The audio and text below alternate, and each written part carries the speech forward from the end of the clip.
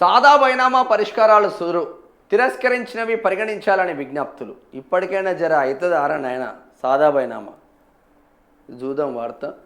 భూ క్రయ విక్రయదారులు ఇద్దరు అఫిడవిట్ సమర్పించాలన్న నిబంధన సవరించడంతో తిరిగి సాదా బైనామాల పరిష్కారాలు తాజాగా ప్రారంభమయ్యాయి. రాష్ట్ర వ్యాప్తంగా లక్షల మంది రైతులు క్రమబద్ధీకరణకు ఎదురు చూస్తున్నారు.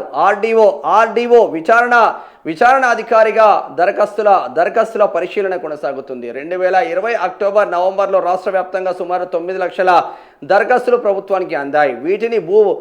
వీటిని భూ పరిపాలన ప్రధాన కమిషనర్ కార్యాలయం ఆన్లైన్ ద్వారా జిల్లా కలెక్టరేట్లకు బదలాయించింది. అయితే 2023లో కొన్ని దరఖాస్తులను కలెక్టర్లు తిరస్కరించారు. 2025లో భూ క్రయ విక్రయదారులు ఇద్దరు అఫిడవిట్ సమర్పించాలన్న నిబంధన తీసుకొచ్చాక కూడా కొన్ని దరఖాస్తులు తిరస్కారానికి గురయ్యాయి. కేవలం 7,000 దరఖాస్తుల పరిశీలన మాత్రమే పూర్తి చేశారు. 2014కు ముందు అమ్మిన భూమికి విక్రయదారులు ఇప్పుడు ప్రమాణపత్రం ఇవ్వడానికి ముందుకు రాకపోవడంతో కొన్ని జిల్లాల్లో దరఖాస్తులను తిరస్కరించారు. అయితే గత నెల రెవెన్యూ శాఖ నిబంధనలను సవరించడంతో సాదా బైనామాల పరిష్కారానికి మార్గం సుగమం చేసింది. ఇప్పుడు గతంలో తిరస్కరించిన దరఖాస్తులను పరిగణలోకి తీసుకోవాలన్న విజ్ఞప్తులు కలెక్టర్లకు వస్తున్నాయి. అసలు కీలకంగా విచారణ ఏముంది చూద్దాం. గత ప్రభుత్వంలో జరిగిన సాదా బైనామాల క్రమబద్ధీకరణ తహసీల్దార్లు పూర్తి చేశారు. ప్రస్తుతం భూభారతి చట్టం ప్రకారం ఆర్డీఓలకు అధికారాలు కల్పించారు. తహసీల్దార్ విచారణ నివేదిక పంపిస్తే వాటిని పరిశీలించి ఆర్డీఓలు భూభారతి పోర్టల్లో భూ సమాచారం నమోదు చేసి హక్కులు కల్పిస్తున్నారు. ప్రస్తుతం క్షేత్రస్థాయి విచారణలో తేలే అంశాలే కీలకంగా మారుతున్నాయి. క్రమబద్ధీకరించాల్సిన భూముల సరిహద్దు రైతులకు తహసీల్దార్లు నోటీసులు జారీ చేస్తున్నారు. సాదా బైనామా రైతు సమర్పించే అఫిడవిట్ పూర్తి ఆధారాలతో ఉండడంతో పాటు 30 రోజుల పాటు అభ్యంతరాలేమీ రాకుంటే క్రమబద్ధీకరణకు సులువుగా పూర్తవుతుందని రెవెన్యూ వర్గాలు సూచిస్తున్నారు. ఇప్పటికైనా జర చేయండి రా నాయన, మీరు దండం పెడతాం. అనేక ఇబ్బందులు పడుతున్నారు రైతులు. తాత ముత్తాతల నుంచి వచ్చిన ఆస్తులు ఇప్పటికీ వాళ్ళ కబ్జాలో ఉండి వాళ్ళు పొలాలు చేసుకుని వాళ్ళు దున్నుకున్నా కూడా రిజిస్ట్రేషన్లకు రాకుండా అనేక ఇబ్బందులు పడుతూ ఉన్నారు.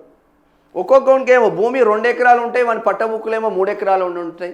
ఒక్కొక్కరికి భూమి 3 ఎకరాలు ఉంటాయి, మన పట్టబుక్కులో 5 ఎకరాలు ఉంటాయి.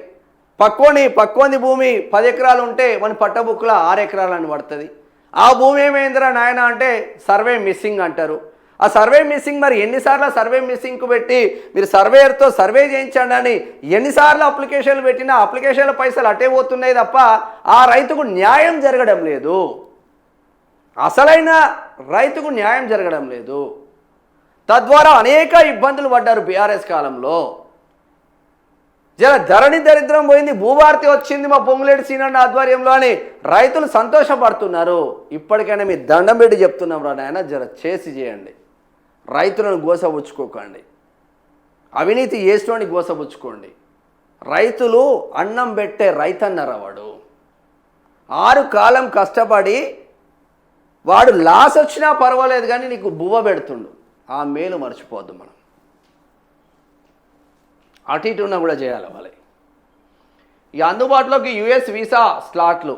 ఇక విద్యా ఉద్యోగం కోసం పర్యాటకం కోసం అమెరికా వెళ్లేందుకు అమెరికా నుంచి ఇండియాకు వచ్చి వీసా స్టాంపింగ్ కోసం ఎదురు చూస్తున్న వారికి వెసులుబాటు లభించింది. గత కొన్ని రోజులుగా వచ్చే ఏడాది 2027 వరకు వీసా స్లాట్లు అందుబాటులో లేక ఇబ్బందులు పడిన వారికి తదుపరి స్లాట్ల వెయిటింగ్ సమయం తగ్గింది. అటు ఇటు వేటోళ్ళు చూసుకోండి. కేంద్రాల్లో తిరకాసు, ప్రైవేట్లో దగా. పూర్తిగా తెరుచుకొని మొక్కజొన్న కొనుగోలు కేంద్రాలు ప్రారంభమైన చోట కుర్రీలతో రైతుల అగచాట్లు.